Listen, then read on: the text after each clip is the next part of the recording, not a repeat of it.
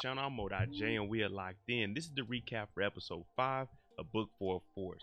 This is an amazing episode. Following up after episode 4, I didn't think that they were going to continue this, but they are on a roll and we are headed in the right direction. I gave this episode a 9, a little bit lower than what we did last week, but it was still a great episode and things are starting to form and come together. We see that Jenard, he's potentially getting back with CBI. We see the Flynn family, they're crumbling, so let's get ready to jump into it. But before we do, if you like power content, breakdowns, theories, and predictions like this, recaps, live after show discussions, then hit your subscribe button and turn on your notification bell so you get something every time I upload. I'm on that road to 50,000 subscribers, so I appreciate each one of you. And if you don't see this video at 100 likes, hit that like button. It helps me come up with these stories for you. But let's go ahead and jump into it. This is the recap for episode 5 of Book 4 of Force, Season 2. Last week there was a body. This week we need to find out what exactly happened. Now D-Mac, he went down there and he shot Bennigan because he thought that they were about to shoot Tommy. Now Tommy tells him, you had to do what you had to do. And I respect Tommy for that because we didn't really know what was going to happen. But now D-Mac is thinking he's about to go to jail. Tommy is telling him to stay cool and we aren't going to get us out this situation. You just need to sit down. Don't do nothing. Don't leave the house. We know Jenard is trying to bounce back and figure out how is he going to keep treason afloat. Well, they don't have any work right now, and his whole crew is letting them know the city doesn't mess with you, Jenard. We know McDowell ain't giving you no work. We don't know what the hell is going on or how we're going to survive. We know Jenard, he still wants that power of treason, but he knows it's slipping away slowly. So he's thinking of a plan on how he can show his crew that Jenard is still the guy that they believed he used to be. We all know in the Power universe, nothing ever goes as planned. Diamond is out having a nice little breakfast at his famous diner that he always goes to, and a whole new crew pops up, and they get to shooting. Pop, pop, pop. They kill the chef, they knock down a lady, and Diamond doesn't get to enjoy his coffee because he has to get ready to shoot back, and now he's realizing that the streets of Chicago ain't what they used to be. After the bodies dropped, Bennigan had to get tossed away. He's a crooked cop. Diamond handled that on his own. Now Tommy is saying, good, you took care of that. And Diamond is letting them know, hey, Tommy, all of this started because of you.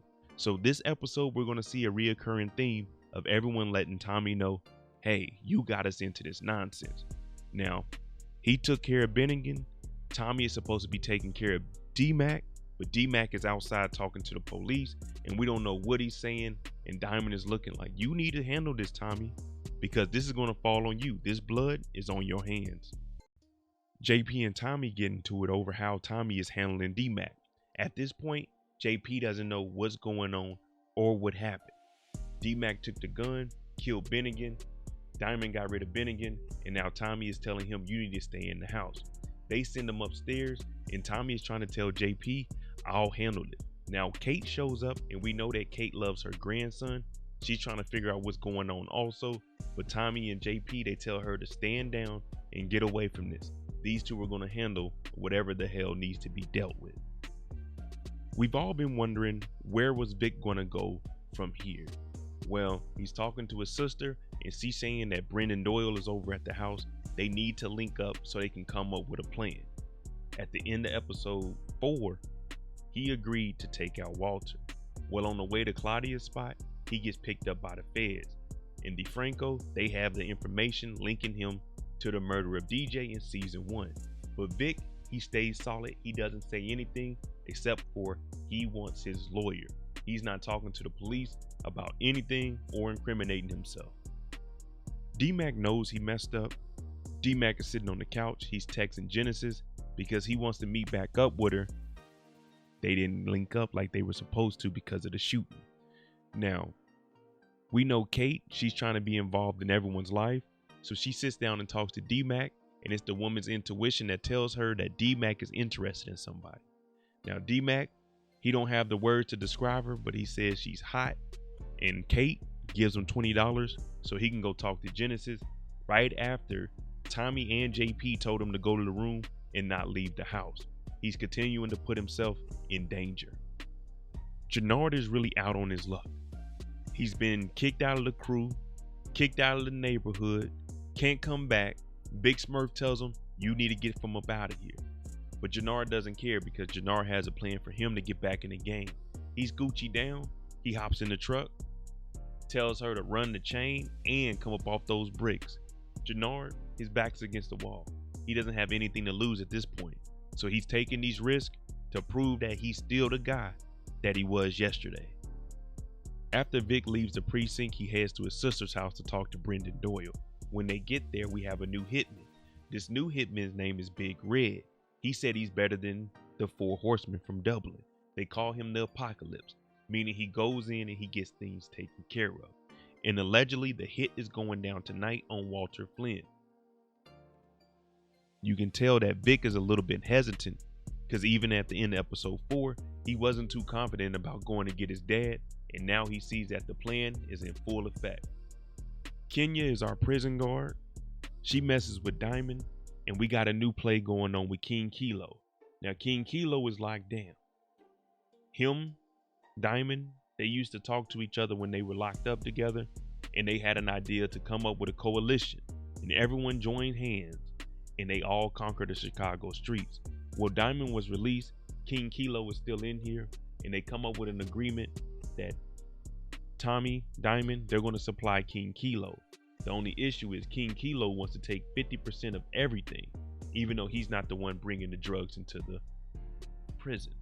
Now, this might be an issue, but at least it's putting drugs on the streets that they can start working with.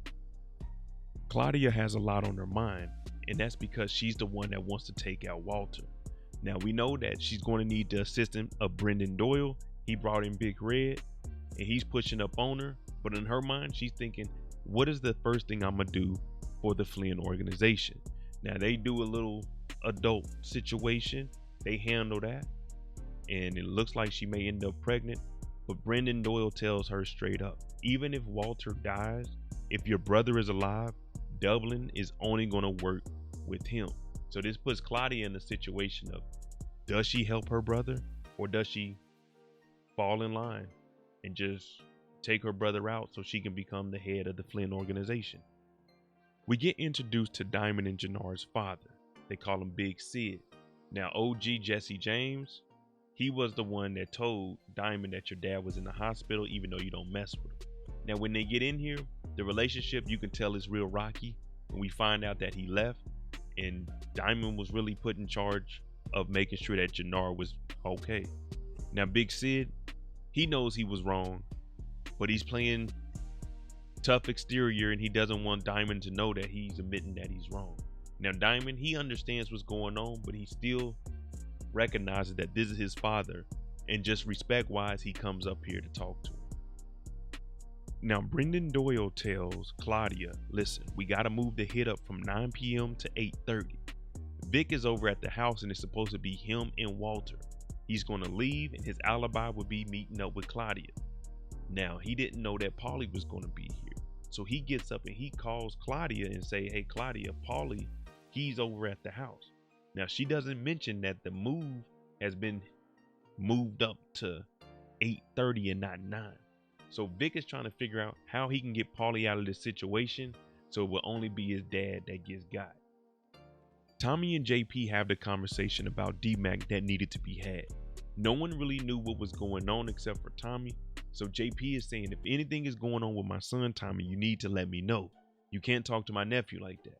And once he finds out that D-Mac is in some serious trouble from killing the cop, he flips out on Tommy. He tells Tommy, all of this is because of you. We would have never been in this situation. Well, neither here or there. We can't change the past. We need to move forward. And Tommy is letting JP know, I'm going to take care of D-Mac. Just trust me. And we cannot tell Kate anything. Vic, not knowing that the hit got moved up to 8:30, they show up earlier than expected. Paulie goes out here. He's getting a couple shots in. Bodies are dropping left and right. Some good guys, some bad guys. We really couldn't tell how many bodies are dropped. It's dark out there. Paulie came out shooting, but they end up catching Paulie. Bow, one to the chest. Paulie catches another body. Bow, bow, bow. Paulie gets hit again. Paulie falls into the pool. R.I.P. to Paulie. And the battle must go on. Walter Flynn is upset. He got his shotgun and he is not playing around. Big Walt, he kills Big Red. Little did he know, his biggest enemy was his son Vic. He tells Vic, look at everything that's going on here. Vic shoots him in the back and he says, see what your sister did? And he's degrading Vic again. And Vic, he takes one more shot and he tells his dad before he dies, me and my sister betrayed you. I do have the guts to get out here and do what needs to be done. R.I.P. to Walter. Jenard is down bad. The crew don't trust him. Shanti thinks he's on some stuff. Well, he tries to re-up for another bag, but when he gets there, it's all gone. Now, there's a white gentleman that took the last 2 bags. In exchange for the necklace that he stole earlier today, he'll get a hit. And this is the first time that he experiences a needle during his drug escapade. Mireya's boyfriend at the hospital, the doctor, was kind of upset with Mireya because she didn't see things the way he did. Well, he put his hands on her when they were outside and Miguel seen it. So later on that evening, Miguel followed him over to his house, took him hostage, and broke both of his hands for putting them on his sister. Now the doctor is out of luck. Mireya is wide open for her to go deal with Tommy even more because Miguel is interfering with her personal life. Everything that could go wrong went wrong. Now, when you looked on the news, we're trying to figure out what the hell is going on. Out of nowhere, Vic shows up. Brendan Doyle's up here. Claudia's up here. And the truth gets exposed. Brendan Doyle says, I called Claudia and I let her know and I reminded her that we were moving the hit up to 8:30 because of the fog instead of 9. Vic was there. Paulie was there. Neither one of them were supposed to be there. Paulie's dead, Walt is dead, and he almost died. Brendan Doyle tells Vic, I told your sister 8:30. She never told Vic. She wanted Vic to die so she could be in charge. She shoots Brendan Doyle to get him out of here so he can't expose anything else. And this is where Vic realizes his sister is exactly who his dad says she was. A conniving, manipulating woman. Jenard showed up to the hospital earlier, but he seen Diamond and didn't want to talk to him. Well, after he got on that needle, he ended up showing up. And Junkie J and Diamond, they begin to have a conversation. Now, Diamond has always looked out for his brother, and he's telling him, hey, even though we didn't hang with Dad like that, he wasn't around, he told me you were his favorite. He wants me to look out for you. He loves you. And he's basically just knowing that Jenard is going through some things and he's trying to be that comfort. And he's actually allowing him to join back into CBI because you have to look out for your brother. And this is what I've been expecting the whole season.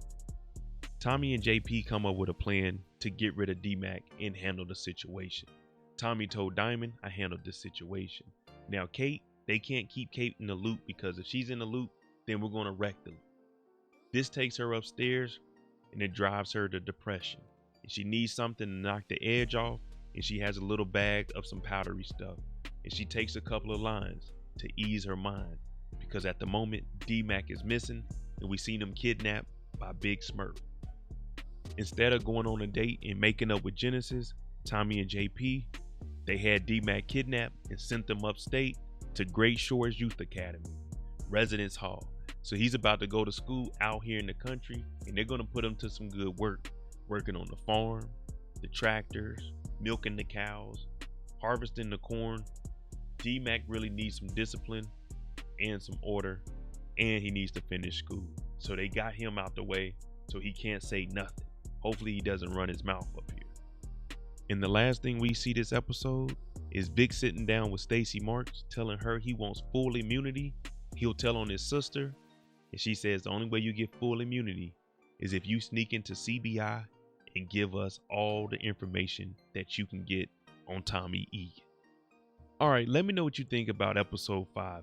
I like the direction that the season is going into. We're starting to see these storylines. Jenard, is he going to recover? Is he going to get into CBI and actually make a difference? Or is Vic going to bring down everybody with the inside information he gets from joining CBI? Let me know what you think. I'm Mo.J. If you like this kind of content, breakdowns, theories, predictions, live after shows, power content in general, then hit that subscribe button. I'm on that road to 50,000 subscribers. I appreciate each and every one of you. And if you don't see this video at 100 likes, hit that like button. I'm Mo.J. Thanks for watching. I'm out.